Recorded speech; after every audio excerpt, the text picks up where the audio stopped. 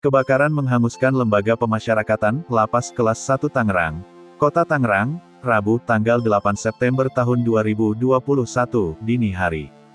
Diberitakan Kompas.com, Rabu tanggal 8 September tahun 2021, sebanyak 41 orang meninggal akibat kebakaran tersebut.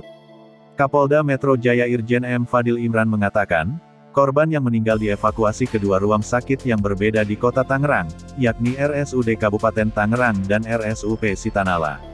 Sementara itu, Kepala Bagian Humas dan Protokol Direktorat Jenderal Pemasyarakatan Rika Aprianti menyatakan, kebakaran itu terjadi sekitar pukul 1.50 waktu Indonesia Barat.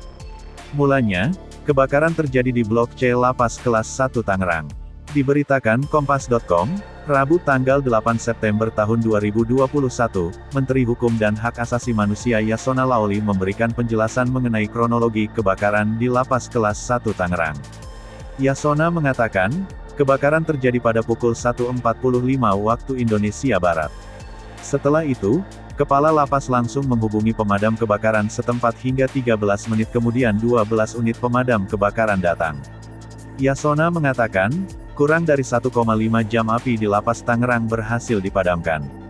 Yasona mengatakan, bangunan Lapas Tangerang yang terbakar itu berada di Blok C2 yang dihuni 2072 orang.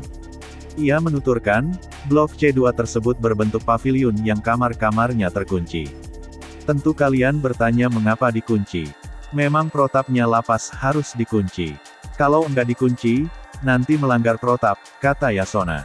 Hingga saat ini, sebanyak 41 orang dinyatakan meninggal dunia akibat kebakaran tersebut.